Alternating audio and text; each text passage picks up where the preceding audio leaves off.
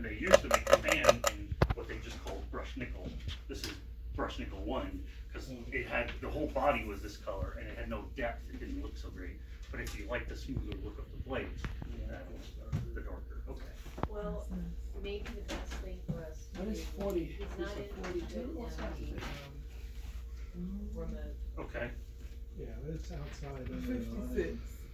yeah, it's just the new stuff is all coming remote, because Yeah. everything's coming DC now, not the new stuff, not all of it. This is a fan we've been making for 30 years. But it's, when they wired them, you know, we got 2 of them, and the wire just, it's an awning, but it has aluminum framing.